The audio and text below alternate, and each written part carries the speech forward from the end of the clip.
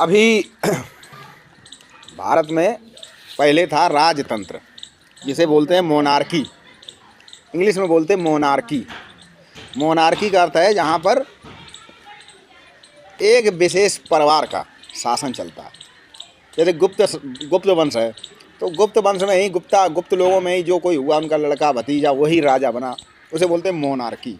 एक होता है डेमोक्रेसी, शब्द सुनो, अंग्रेजी के शब्द डेमोक्रेसी।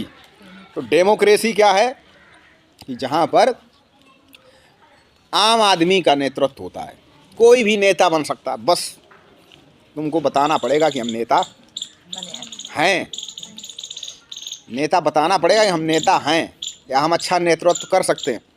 वो कैसे बताना पड़ेगा? तुमको बताना पड़ेगा कि इतने लोग हमारे साथ में हैं, इतने लोग हमारी बात को मानेंगे या इतने लोग हमारा समर्थन करेंगे। और वो कैसे साबित होता है?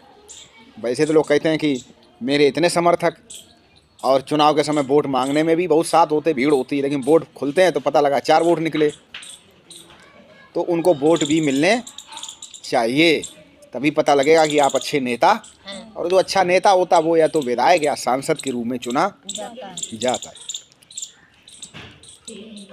नेताओं का चुनना ये लोकतंत्र की विशेषता है। लोकतंत्र, डेमोक्रेसी यानी कि लोकतंत्र, और मोनार्की यानी कि, तो यहाँ पर जो हमारा देश है जब गुलाम था, स्वतंत्र हुआ, तो देश चलेगा कैसे, उसकी एक किताब बनाई गई। उस किताब का नाम क्या था? वो किताब का नाम क्या है, उस पुस्तक का नाम क्या है जिसके अनुसार हमारा देश चलता है? संविधान। सीधी सी बात है। तो जो संविधान है उसको बनाया था किसने? बनाया तो बहुत से लोगों ने था, पूरे देश के लोगों ने मिलके बनाया था। लेकिन जैसे कि कोई मकान होता है तो उसका, हम मकान बनाते हैं तो एक ठेकेदार होता है, वो कहता है हम मकान तुम्हारा बनवाएंगे। फिर वो 4 मिस्त्री लेके आता है, लेबर लेके आता है, शटरिंग वाले को लेके आता है, और जब मकान बन जाता है तो बाद में हम किसे याद रखते हैं? ठेकेदार को। हम नहीं याद रखते किसने लेंटर डाला था, कौन कौन लेबर इसमें काम किया, कौन मिस्त्री काम किया। शहरों में क्या होता है, मकान का ठेका दे दिया जाता बनवाने का, स्क्वायर फीट के साथ, हमने भी दिया। तो उसमें कौन कौन से मिस्त्री काम करके गए हमें नहीं याद है, हमने जिस ठेकेदार को दिया था उसका नाम याद है, राजू ठेकेदार ने हमारा मकान। इसी तरह हमारे देश का संविधान बाबा साहब डॉक्टर भीमराव अम्बेडकर ने लिखा, बनाया। तो वो क्या थे, उन्होंने अकेले नहीं बनाया, कई लोगों की टीम थी, कई सदस्य थे, कई लोगों के विचार थे, कई लोगों के मत थे। वो संविधान शिल्पी थे, जो भी अच्छा खराब है उन्हीं से कहा गया कि भाई इसमें ये वो, इसलिए कहा जाता है उन्होंने संविधान बनाया। तो ये इतनी बातें संविधान में, इतने अनुच्छेद, इतने नियम, 22 भाग। जब संविधान बना था उसमें 22 भाग थे, 395 अनुच्छेद थे और 8 अनुसूचियाँ थीं। तो ये सब जो है इतना डॉक्टर भीमराव अम्बेडकर ने कहाँ से लिख लिया? क्या सब उनके दिमाग की उपज थी? नहीं, ऐसा नहीं। तुमने देखा होगा बहुत सारी ऐसी फिल्में होती हैं कि वो फिल्में देखो तो ये लगता है कि अरे ये फिल्म उस जैसी फिल्म के जैसी है, अरे ये सीन तो लगभग उस फिल्म के जैसा है। तो होता क्या है कि वो जो डायरेक्टर होता है वो फिल्म जब बनाता है तो कई फिल्मों को देखकर उनमें से चीज़ें ले लेकर नई फिल्में बना देता है। इसीलिए लगता है अरे ये सीन ट्रेन से कूदने वाला ये तो फलानी फिल्म में भी था।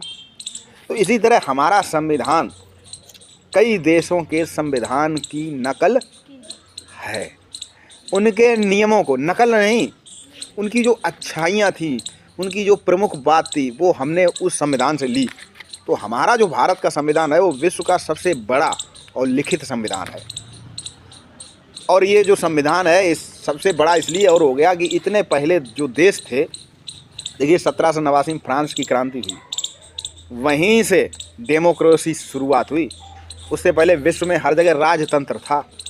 1789 में हमारा देश 1947 में लोकतांत्रिक देश बना।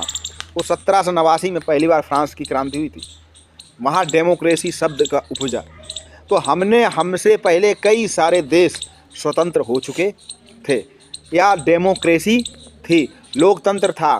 तो हमने उन देशों के संविधान से थोड़ा थोड़ा लेकर अपना संविधान बनाया, इसलिए सबसे बड़ा लिखित संविधान है। अच्छा भी हो गया क्योंकि सबकी हमने अच्छाइयाँ ले ली, तो हमारा संविधान अच्छा भी हो गया। तो अब देखिए, भारत का संविधान 26 नवंबर 1949 को अंगीकार किया गया था, यानी कि उस दिन बनकर तैयार हुआ था, और 26 जनवरी 1950 को लागू हुआ। इसके जनक डॉक्टर भीमराव अम्बेडकर कहे जाते हैं। वर्तमान में इसमें अनुसूचियां बढ़कर 12 हो चुकी हैं। पहले 8 अनुसूची थी। अनुसूची का मतलब क्या, उसके भाग, खंडों में। जैसे हमारी एक किताब होती है तो पूरी किताब में कितने बहुत सारे पाठ होते हैं, उसी तरह ये पाठ मान लो। अब 12 अनुसूची हैं, ठीक है, 22 भाग हैं, 395 अनुच्छेद। अनुच्छेद का मतलब अमेंडेंट, यानी कि नियम। इतने नियम हैं हमारे संविधान में, अनुच्छेद। तो देखिए, संविधान के स्रोत क्या है, मतलब कहाँ से क्या लिया गया, अब उस चीज़ को आज हम समझेंगे ध्यान से कि किस देश से कौन सी खूबी हमारे संविधान में ली गई। जैसे कि संसदीय शासन, विधि निर्माण प्रक्रिया, एकल नागरिकता, द्विसदनी व्यवस्था। समझ लीजिए, एकल नागरिकता क्या है कि हमारे देश का रहने वाला व्यक्ति, एकल नागरिकता की विशेषता है, मतलब हमारे देश का रहने वाला व्यक्ति सिर्फ एक ही देश में, यानी भारत की ही नागरिकता लेगा एक समय में। ऐसा नहीं कि हम भारत की भी नागरिकता लिए और पाकिस्तान की भी नागरिकता, तो हमारे यहाँ दोहरी नागरिकता की व्यवस्था नहीं है। इसके साथ द्विसदनी व्यवस्था, यानी कि लोकसभा और राज्यसभा, 2 सदन है। संसदीय शासन है, जो हमारा संसद हम बता चुके हैं, संसद में राष्ट्रपति होता है, लोकसभा राज्यसभा। तो ये सब व्यवस्था कहाँ से ली गई, ब्रिटेन से ली गई। इसके बाद प्रस्तावना कि हम भारत के लोग, भारत, ठीक है, प्रस्तावना जो पहले पेज पे छपी होती है। मौलिक अधिकार, जो हमारे 6 मूल अधिकार हैं।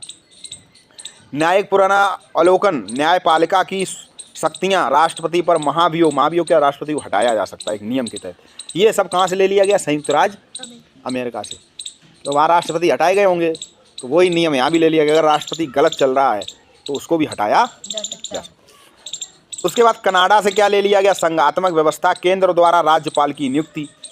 ये सब जो चीज़ें ली गई हैं, और अपशिष्ट शक्तियों का केंद्र के पास होना, जो शक्तियाँ बच जाएँ वो केंद्र के पास, ये सब कनाडा से ले लिया गया।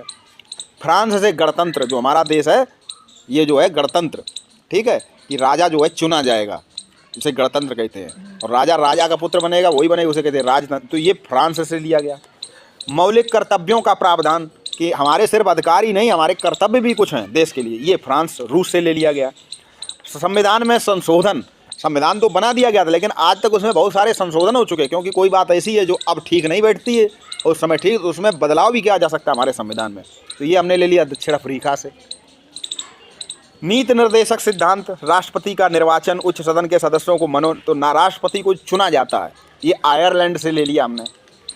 आपात, यानी कि देश में अगर कोई समस्या आ जाए तो आपातकालीन व्यवस्था हो जाती, केंद्र का शासन लागू हो जाता सीधा सीधा। जैसे कोई बहुत बड़ा दंगा हो जाए और राज्य सरकार उसको संभालने में अक्षम, तो केंद्र का शासन लग जाएगा। इसे जर्मनी से ले लिया गया।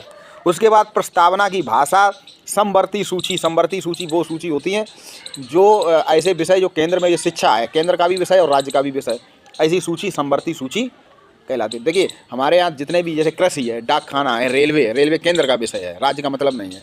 ऐसे विषय होते हैं जो दोनों के होते हैं, जैसे शिक्षा है, तो उसे कहते हैं समवर्ती सूची। तो ये ले लिया गया ऑस्ट्रेलिया से। तो इतने देशों से मुख्य चीज़ें हमारे देश के संविधान में शामिल की गई हैं।